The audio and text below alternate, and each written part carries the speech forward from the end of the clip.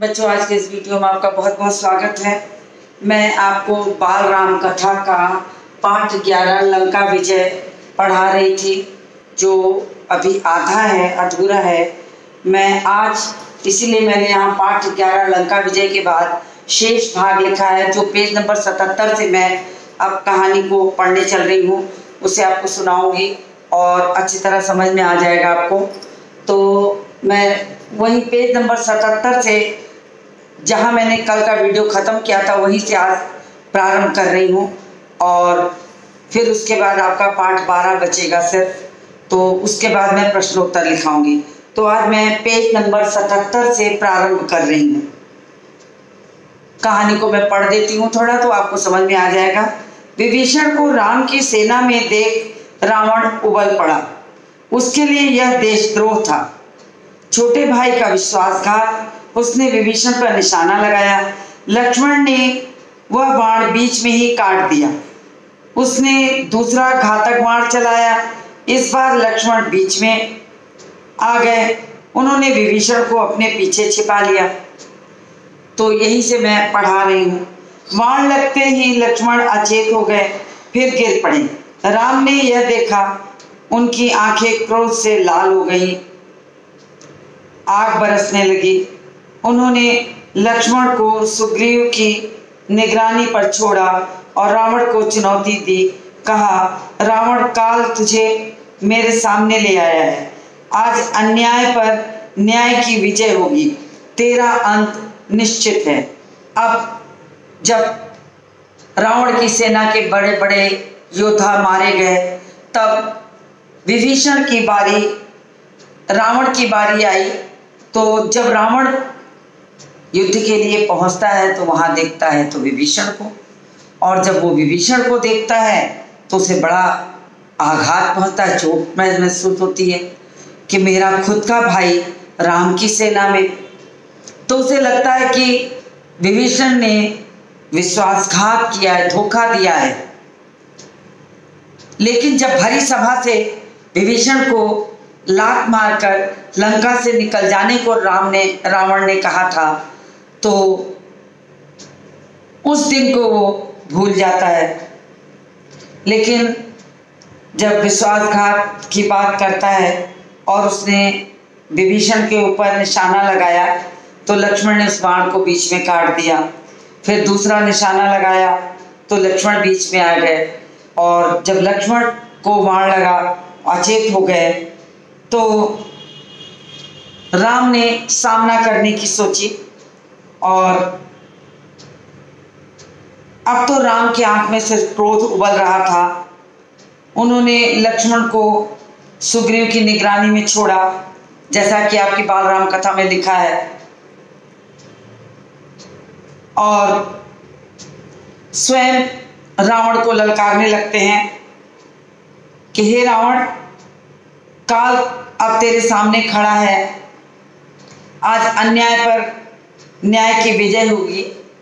तेरा अंत सुनिश्चित है। अब हनुमान जी लक्ष्मण को उठाकर युद्ध क्षेत्र से थोड़ा दूर ले जाते हैं। अब चूंकि आपके पुस्तक में ऐसा लिखा है कि रावण ने, लेकिन बाकी किसी किसी पुस्तक में ये मिलता है कि मेघनाथ की शक्ति से रावण अचेत, लक्ष्मण अचेत हुए थे। अब हनुमान जी उन्हें ले जाते हैं, एकांत में लेटाते हैं और वैद्य सुषेण को बुलाने की प्रयास करते हैं कि अब इनकी सेवा के लिए कैसे किसी वैद्य को लाया जाए। तो वैद्य सुषेण को वो लंका से पूरी उनकी कुटिया समेत उठा लाते हैं।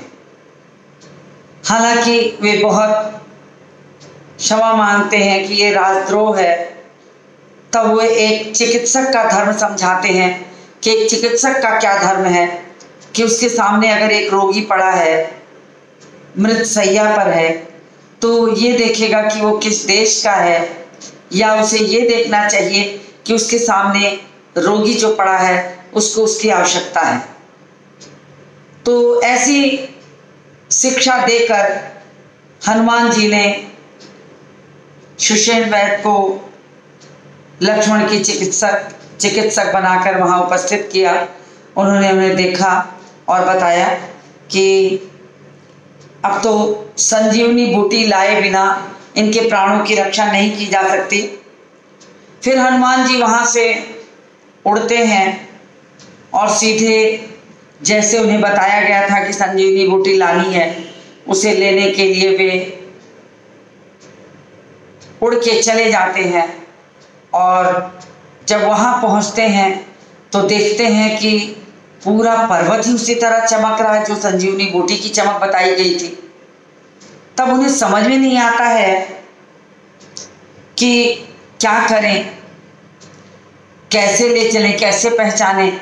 सोच विचार करते करते अंत में वो पूरे पर्वत को उठा के लेके आ जाते हैं कि अगर मैंने सोचा मैं कोई दूसरी बूटी लेकर गया और वैद्य ने कह दिया कि ये तो नहीं है, तब क्या होगा, लक्ष्मण के प्राण कैसे बचाए जाएंगे। तब वो क्या करते हैं कि पूरे पर्वत को उठाए अपने हाथ पर लिए हुए उस स्थान पर आ जाते हैं जहाँ सुषेण वैद्य लक्ष्मण के उपचार के लिए बैठे हैं। फिर वैद्य ने संजीवनी बूटी ली, घिसी और पिलाई। उनके घाव भर गए, उन्हें होश आ गया। अब सुग्रीव ने जब देखा कि लक्ष्मण स्वस्थ हैं तो उन्हें राम को भी ये सूचना दी गई। वो सिंह की भांति रावण पे टूट पड़े क्योंकि उन्हें भाई के स्वस्थ होने की सूचना भी मिल गई थी और रावण पर बहुत क्रोध था। राम रावण का भयानक युद्ध हुआ। उसके बाद ऐसी शस्त्रों की बौछार हुई, ऐसी ध्वनियाँ निकलती थी शस्त्रों से कि हवा थम जाती थी। सूरज बादलों के पीछे छिप जाता था। शस्त्रों की चमक बिजली की तरह कौंध रही थी। थर्रा देने वाली आवाज दोनों ओर से गूंज रही थी और दोनों योद्धा, राम और रावण, दोनों योद्धा अपनी पूरी शक्ति लगाकर युद्ध कर रहे थे। कोई एक रत्ती भर भी पीछे खिसकने को नहीं तैयार था। कुछ ही देर लगा। ये राम रावण का जो युद्ध हो रहा था उसमें थोड़े ही देर में युद्ध निर्णायक मोड़ पर पहुंच गया। युद्ध समाप्त होने को था। दोनों पक्ष के योद्धा हाथ बांधकर खड़े हो गए। छोटे छोटे युद्ध थम गए। सबकी नजरें राम और रावण पर थी। सबकी आंखें फटी रह गई, पलकें झुकना भूल गई। उन्होंने ऐसा युद्ध इससे पहले कभी नहीं देखा था। लेकिन महासंग्राम समाप्त नहीं हुआ। रावण का एक बाण राम को लगा, उनके रथ की ध्वजा कटकर गिर पड़ी। राम ने प्रहार किया, बाण रावण के मस्तक में लगा। मस्तक से रक्त की खून की धारा बह निकली। कुछ पल के लिए तो युद्ध रुक गया।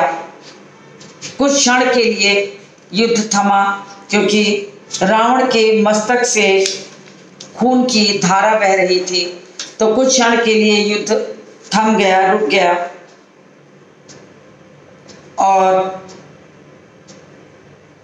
घोड़े और रथ उस बीच बदलने लगे। राम को तो ऐसी कोई आवश्यकता थी नहीं। कुछ पलों के बाद फिर युद्ध शुरू हुआ। अब उनके रथ एक दूसरे के सामने थे। योद्धा आंखों में आंखें डालकर देख सकते थे। आमने सामने खड़े, बाणों की बौछार।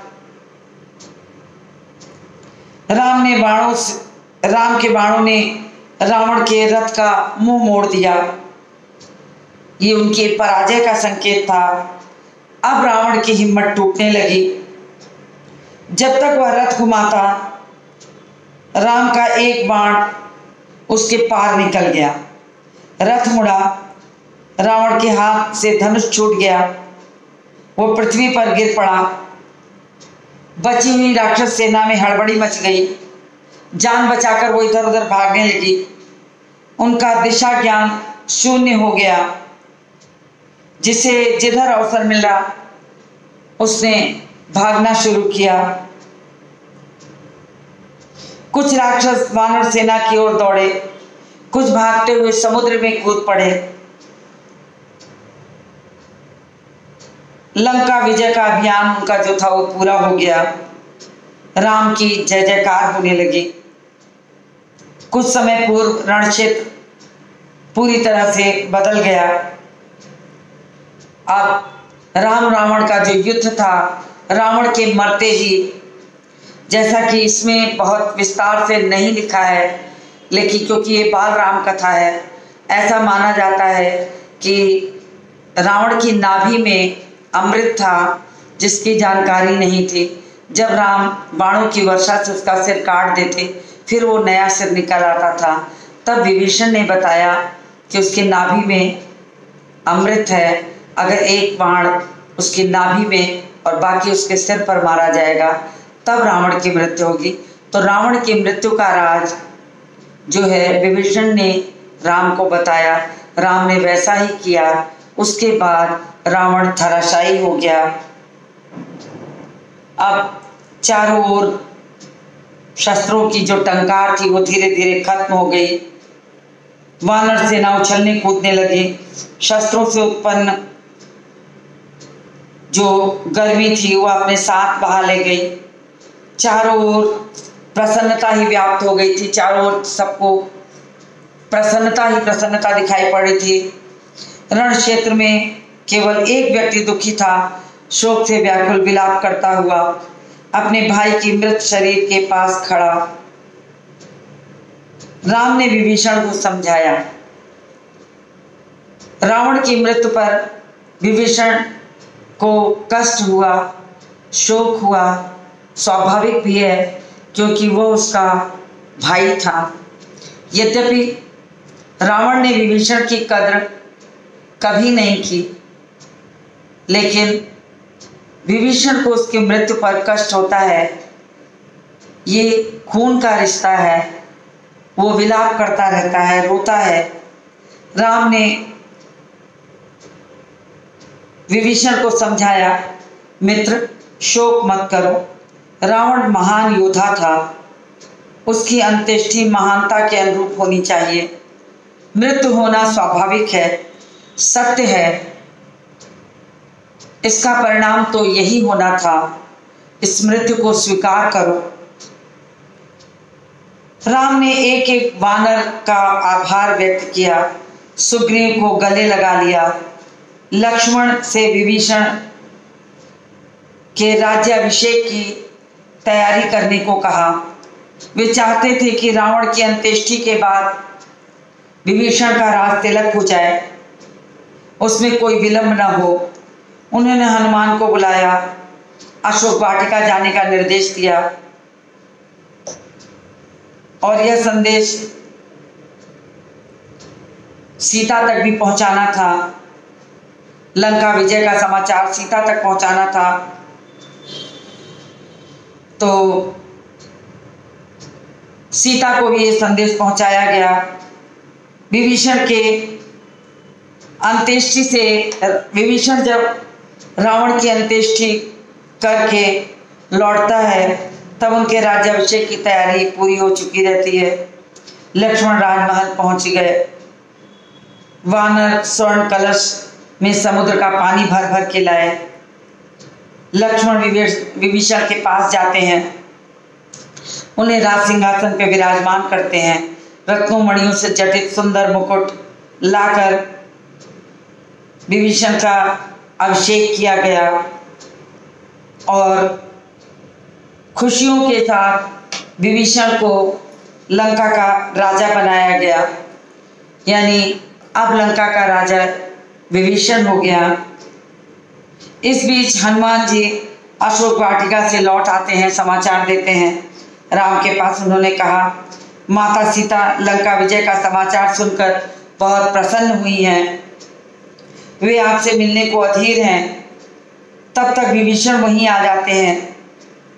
राम उनकी ओर मुड़े, कहा, लंकापति सीता अब भी आपकी अशोक वाटिका में है, उन्हें यहाँ लाने की व्यवस्था कीजिए। वानर सेना प्रसन्नता से अटखेलियां कर रही थी। राम का निर्देश सुनकर उनकी उत्सुकता बहुत बढ़ गई। सुग्रीव, जामवंत, नल, नील सभी बहुत प्रसन्न थे, बहुत उत्सुक थे। अंगद को प्रतीक्षा हो रही थी। हनुमान को छोड़कर किसी ने भी सीता को देखा नहीं था, तो सबको बहुत उत्साह था कि माता सीता के दर्शन करने को मिलेंगे। सीता आई तो सबको अपनी कल्पनाओं से अधिक स्वरूप देखने को मिला। बेहद सुंदर, शांत, सौम्य।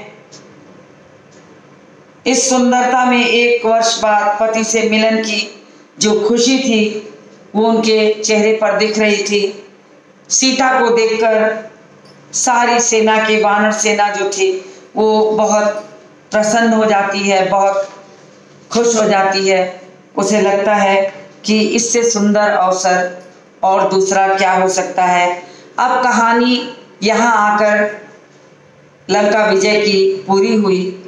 अब वापस अयोध्या आने की तैयारी होने लगी, यानी अब इसके बाद राम का राज्याभिषेक शेष बचा है। 14 वर्ष का समय व्यतीत हो गया था। राम, लक्ष्मण सीता को लंका से छुड़ाकर साथ लेकर और लंका के राजा, लंकाधिराज विभीषण, सारी वानर सेना के मुख्य सेना, हनुमान जी समेत अयोध्या लौटते हैं। और अयोध्या लौटने के थोड़े पहले ही ये जो सूचना है भरत को दी जाती है, हनुमान जी जाके देते हैं। तो राज्याभिषेक की जो तैयारियां होती हैं वो यहाँ अगले पाठ में है, इसलिए मैं यहाँ पर पाठ अब बदल रही हूँ क्योंकि ये पाठ पूर्ण हो गया है और मैं अब पाठ 12 राम का राज्याभिषेक आपको पढ़ाऊंगी। तो मैं यहाँ पर पाठ बदल दे रही हूँ, आपको इससे कोई दिक्कत नहीं होगी। मैं कहानी यहाँ डाल देती हूँ। पाठ 12 राम का राज्य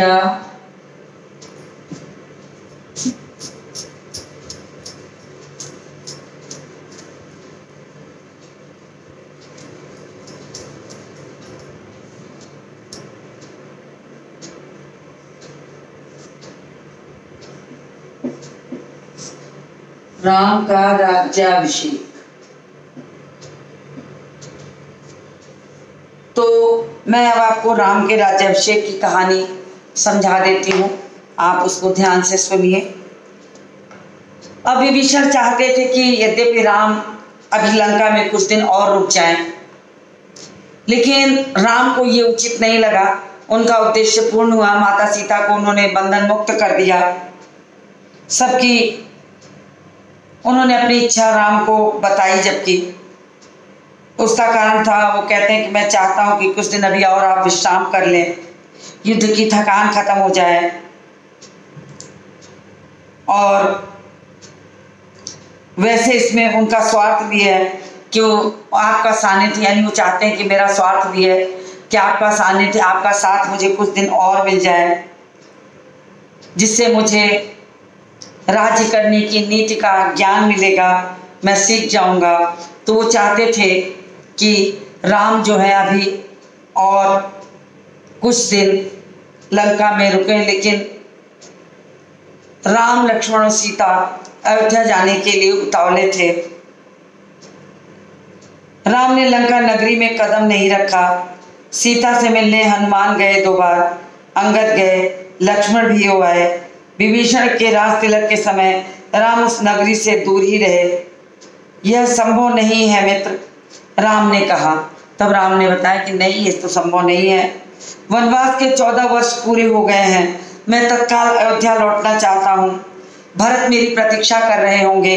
भरत जो राज्य छोड़कर नंदीग्राम में अयोध्या से थोड़ी दूर पर वनवासी जीवन व्यतीत कर रहे थे, उन्हें पता था कि भरत उनकी प्रतीक्षारत होंगे। अगर 14 वर्ष के बाद पहुंचने में विलंब हो गया तो भरत प्राण त्याग देंगे। तो अपनी प्रतिज्ञा से वो बंधे थे।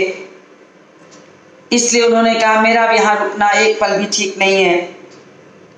विभीषण राम से अलग तो नहीं होना चाहते हैं, लेकिन राम ने उनका अनुरोध स्वीकार नहीं किया, कहा यह संभव नहीं है।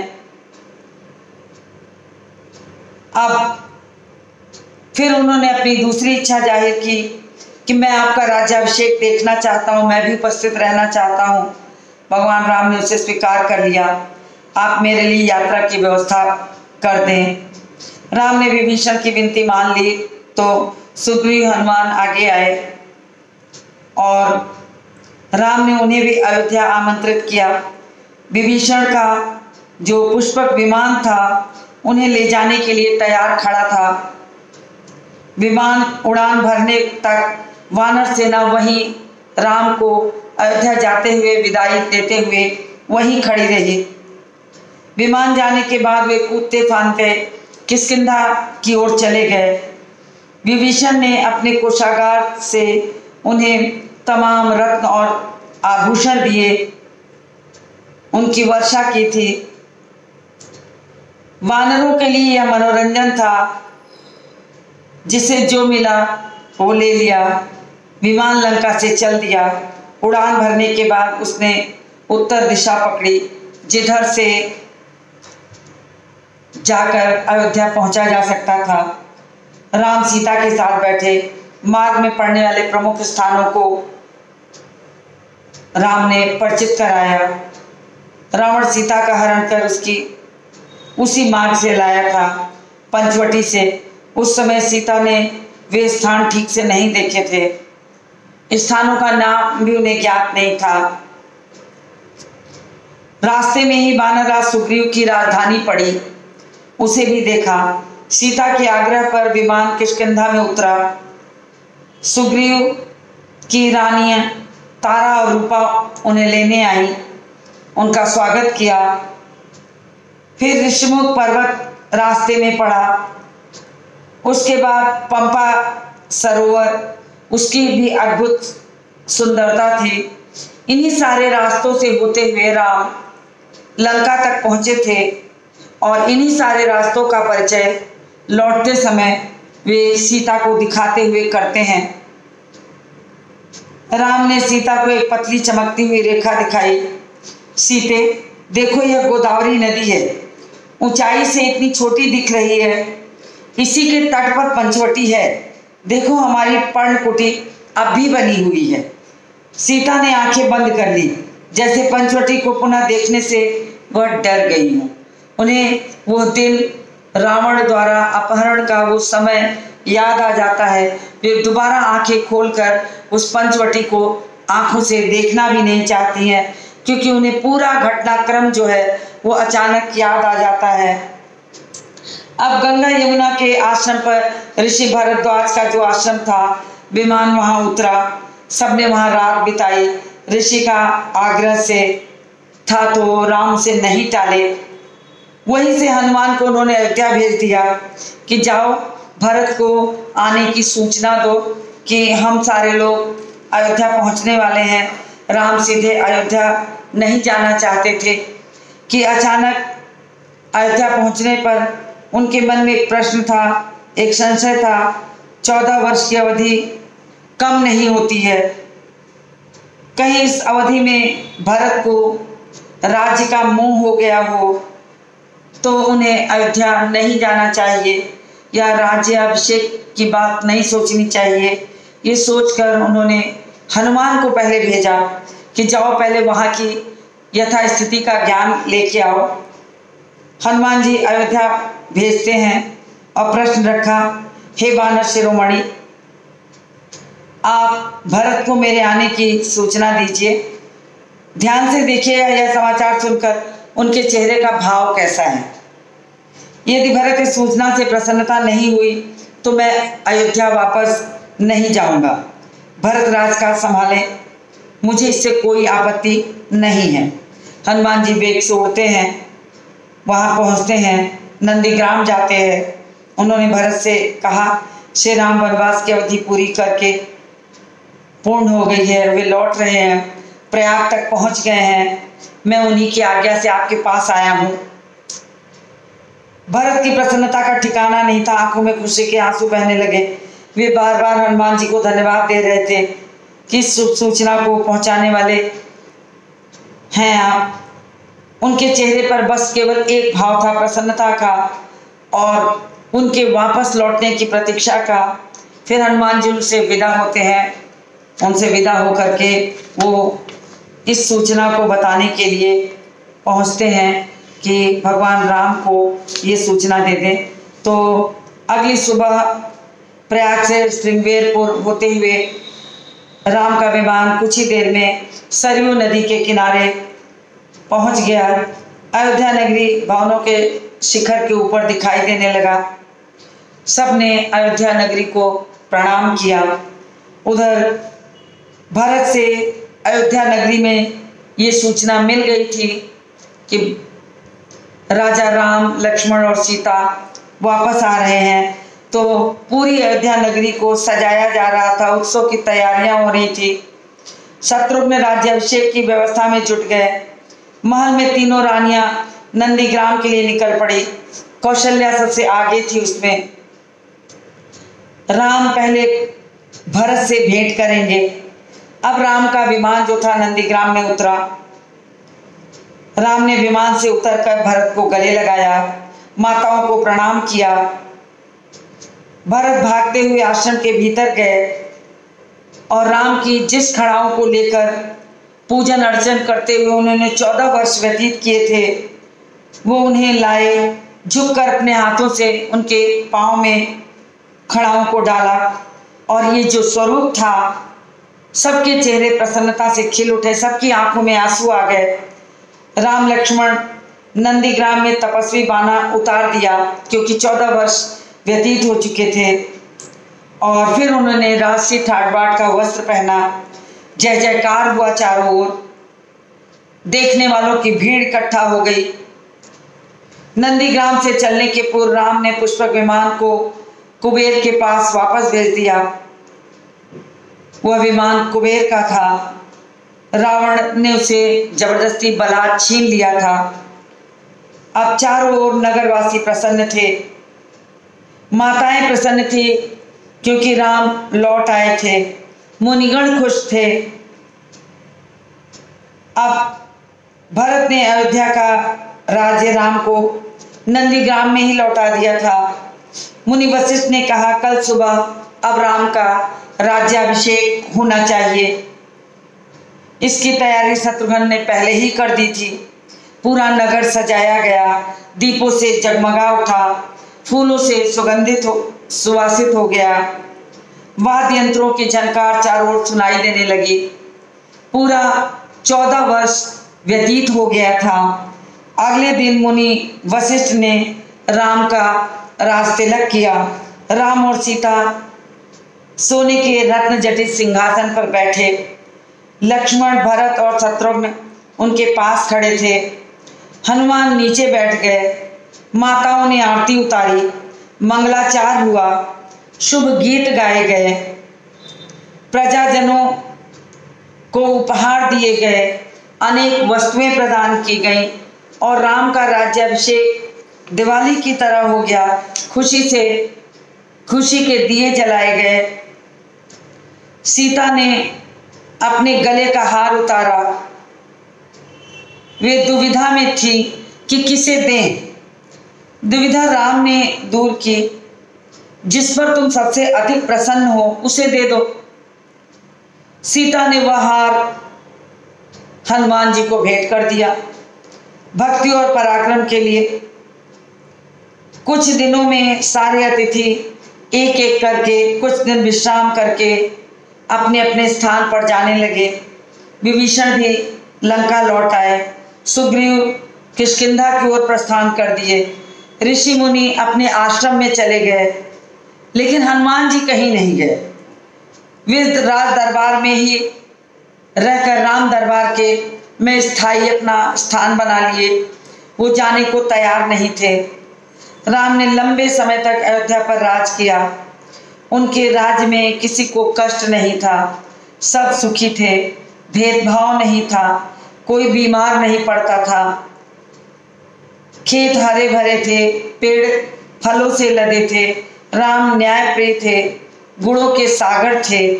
उनका राज राम राज्य था और आज तक ये राम राज्य की कल्पना हमारी स्मृतियों में है। तो बच्चों, आप कक्षा 6 के विद्यार्थी हैं और कक्षा 6 के विद्यार्थियों के लिए इतनी बाल राम कथा वास्तव में बहुत है जानने के लिए। तो ये छोटी सी राम कथा का जो स्वरूप है आपके सामने मैंने आपको सुनाया और इस राम कथा के सारे पाठों को संक्षिप्त रूप में मैंने एक एक करके समझाया है। अब आपको कल के वीडियो में मैं जो शेष बचे पाठों के प्रश्नोत्तर हैं उनको लिखाऊंगी, इसलिए आप उस वीडियो को देखना भी बिल्कुल ना भूलिएगा, क्योंकि उसी में मैं सारे प्रश्नोत्तर कराऊंगी। तो मुझे उम्मीद है कि ये बाल राम कथा का ये अंश आपको अच्छा लगा होगा। तो इस वीडियो को मैं यहीं समाप्त करती हूँ और प्रश्नोत्तरों के साथ मिलती हूँ आपसे अगले वीडियो में।